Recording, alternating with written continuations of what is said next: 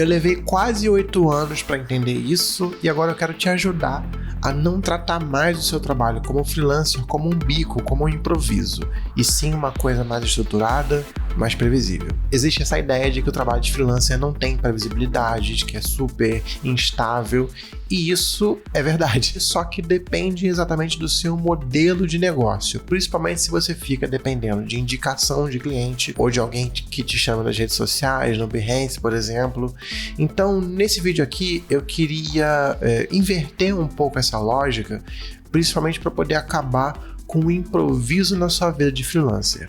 E eu falo isso como experiência própria, porque eu sinto que até esse ano agora, o ano da graça de 2025, eu ainda estava só deixando as coisas me levarem e fazendo o que aparecer pela frente, e eu quero que você tome uma posição mais assertiva. Que você organize um modelo de trabalho, um método de trabalho que funcione para você, que te traga mais previsibilidade e novos contatos que vão sempre entrando para você oferecer o seu serviço e possivelmente, tomara que sim, vender para eles. Mas o foco é que você esteja sempre com novos contatos aparecendo. A gente vai conversar sobre isso e principalmente em você organizar a sua vida como freelancer.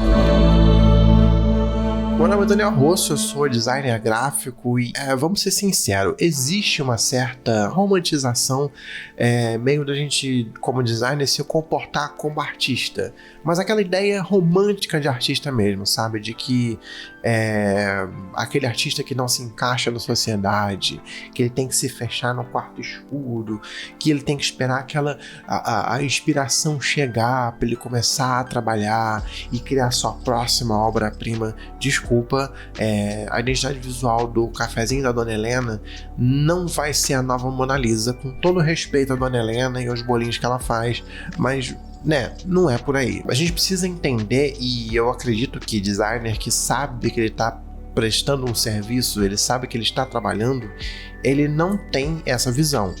Mas a gente precisa profissionalizar mais o que a gente está fazendo, né? A gente tem que entender para que um negócio funcione, a gente tem mais coisa para fazer para além do que apenas a criação, para além do que o design. E isso, novamente, dentro do contexto de você ser um freelancer. Se você é um designer contratado por uma agência, se você é CLT, você realmente não tem que se preocupar com mais nada. Você recebe a demanda, você executa a demanda, pronto. Mas se você é um freelancer, se você está montando o seu estúdio de design, se você trabalha como autônomo, você vai precisar executar outras tarefas para além só da criação, para além só do seu momento como designer ali no Photoshop. Muitos designers estão só focados em criar e a gente não pode esquecer que para a gente poder criar, para a gente poder executar os projetos, os clientes têm que vir, né? Então a gente fica muito focado, vamos fazer um trabalho melhor, vou atualizar o meu portfólio, eu vou melhorar o meu trabalho, eu vou melhorar as minhas entregas. Quando o problema talvez esteja antes disso, né? Se os clientes não chegam até você, você não tem como oferecer o seu serviço para eles, tá entendendo? Os clientes, eles não aparecem do nada. Eu vou falar um pouco sobre como foi a minha experiência quando eu comecei a trabalhar como freelancer. Isso foi em 2017 e eu caí literalmente de paraquedas nesse modelo de serviço. Eu trabalhava numa agência de marketing digital, ali no meio do caminho eu tive a oportunidade de pegar um cliente por fora que me pagava R$400 por mês. Era uma coisa simples, o pagamento também era simples, e essa foi, digamos assim, a minha primeira experiência como freelancer, porque era uma coisa por fora, eu tratava direto com o cliente, né? Uma coisa meio assim, mas eu ainda prestava o serviço diariamente lá dentro da agência. A agência mudou o formato de trabalho, eu passei a prestar serviço para eles, porque a agência meio que acabou, então uma coisa meio complicada de explicar, eu posso explicar num outro vídeo também. Teve um outro trabalho que apareceu nesse mesmo momento também, mas que não deu certo. Então, de repente, eu estava freelancer, né? A agência acabou e eu passei a prestar serviço para eles. Apareceu esse outro cliente também por fora. Eu tinha ainda o cliente dos R$400 que estava lá quietinho, Eu corri para abrir o MEI porque eu precisava emitir nota fiscal, mas eu não tracei um plano, eu não me preparei nem um pouco para que isso acontecesse. Eu não tinha uma reserva de emergência. Eu sabia muito pouco sobre vendas. Eu acho que até hoje eu ainda sei pouco sobre vendas, né? Sobre negociação, sobre precificação, um palavrão desse. O que isso quer dizer, gente? Para que eu ia saber disso tudo? Eu era um designer, eu não era um vendedor. Aí a questão exatamente do que eu tava falando. E eu fui levando a minha vida assim, né? Atendendo os clientes da agência, mas sem vínculo nenhum. Se tivesse mais cliente, eu ganhava mais. Se tivesse menos cliente, eu ganhava menos, eu tinha que me virar. As contas vinham iguais todo mês. Inclusive, vinham iguais não. As contas vinham aumentando. Não todo mês, mas vinha aumentando ao longo do tempo. Enfim, eu tava ali exatamente no que eu tava falando no início do vídeo. Sem previsibilidade, sem segurança nenhuma. Eu tive momentos ruins, eu tive momentos bons, eu tive momentos muito bons em que entrou bastante cliente, eu tive que trabalhar pra caramba, que eu quase enlouqueci nesse período.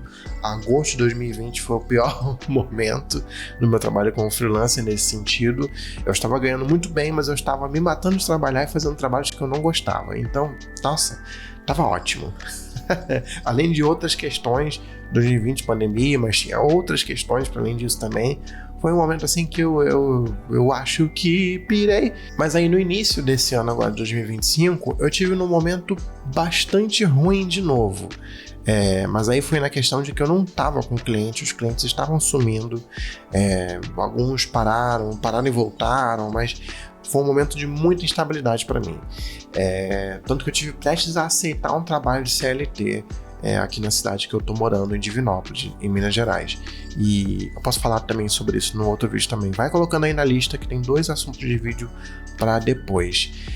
Mas aí foi exatamente esse momento muito ruim que me fez querer entrar de cabeça em realmente estruturar um negócio, em vez de ficar nessa situação que eu relatei aqui agora, de ficar só esperando as coisas acontecerem, torcendo para melhorar, torcendo para aparecer um cliente, torcendo para alguém me indicar, torcendo para alguém cair no meu Instagram e se interessar pelo meu trabalho.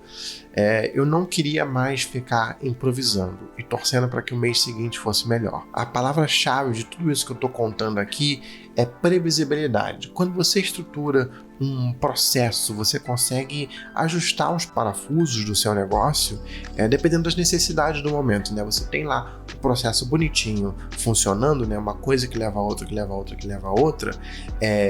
Você consegue ir, aqui não está funcionando, então eu vou fazer uma outra coisa nessa parte aqui. Aqui na frente está tendo um gargalo, então eu tenho que resolver isso daqui.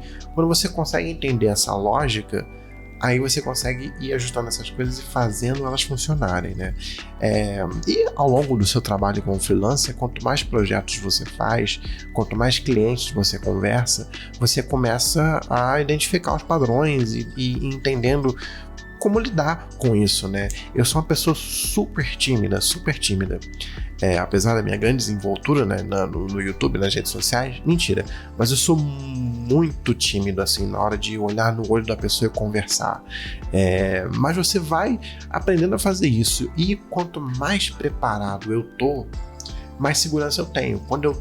Novamente, o processo estruturado, você já sabe as coisas que você tem que fazer. O cliente pode fazer pergunta, pode ter dúvida, pode falar uma coisa que você talvez não esteja preparado, mas o seu processo está preparado. Você consegue trazer ele para dentro dessa lógica pré-estabelecida que você já deve ter. Ao contrário do que talvez pareça, você não nasceu sabendo criar. Então você também pode aprender a ser vendedor. Para começar, apareça e cresça. É um pouco da inversão, né, do cresça e apareça, porque use as redes sociais, a internet ao seu favor. Esteja presente, se mostrando. E aí também é uma adaptação, uma evolução que você pode fazer no seu trabalho, que é você não mostrar apenas as telas bonitinhas, mas tentar mostrar para as pessoas o resultado que aquilo está tendo. Às vezes é difícil a gente ter acesso a esses números, mas pode ser simplesmente a impressão de um cliente. O cliente tinha um problema e você resolveu aquela solução é visual, mas por que você fez aquilo? Qual o objetivo? Com qual razão? Qual era o problema que o cliente tinha que você resolveu visualmente daquela maneira? Isso, primeiro, que já faz o seu preço subir um pouquinho, né? Porque se você tem uma estratégia por trás das coisas, não é simplesmente você abrir o Photoshop e fazer qualquer coisa, né? Então isso já te dá, seu posicionamento já muda. Mas eu tô falando isso no sentido de que se mostre, né? É a primeira parte, né? Para as pessoas te encontrarem, você precisa se mostrar, seja no Behance, seja nas redes sociais, no Instagram, esteja com o seu portfólio montado, mas vai além do portfólio, que é isso que eu estou tentando dizer, né? Mostre o porquê das coisas estarem ali, tenha uma lógica na coisa que você está fazendo, não simplesmente imagenzinhas bonitas, mockups muito legais. E é importante que você dedique, principalmente se você está no momento que você tem poucos clientes, então você está com tempo disponível, né? Então dedique uma parte do seu dia, todo dia, para fazer isso, para você pensar como que você pode atrair a atenção das pessoas, como que você pode fazer contatos com clientes novos, marcar reuniões se você já tiver clientes ali que estejam próximos e que você sabe que talvez eles possam precisar do seu serviço, né? Porque para algumas pessoas, naturalmente, os clientes vão vir, porque ela vai estar ali fazendo trabalhos e as pessoas vão indicar, ou ela sempre posta nas redes sociais, e essa roda pode ir já quase que automaticamente já ir girando. Mas a gente pode trabalhar para fazer essa roda começar a girar, né? Em vez de ficar esperando, a gente pode ter essa postura ativa, seria essa prospecção ativa, digamos assim. Se você já tem uma fonte de que os clientes costumam vir, invista nisso. Se você já teve um cliente que veio pelo Behance, então taca-lhe pau nesse Behance. Se você lida com o cliente já no Instagram, taca-lhe pau nesse Instagram. Observa o que você já fez até aqui, o que deu certo, de onde essas pessoas vieram. Usa isso a seu favor. Se você já tem informações, aproveita. Existem diferentes maneiras que a gente pode organizar essa parte comercial, né? Eu tô ao vivo fazendo isso. Eu acabei de fazer as definições aqui de algumas abordagens que eu quero fazer e vim aqui gravar esse vídeo. Então, esse processo que eu tô passando aqui, eu também quero trazer um pouco dele para vocês verem como que isso acontece. Então, eu vou falar mais sobre isso em outros vídeos também.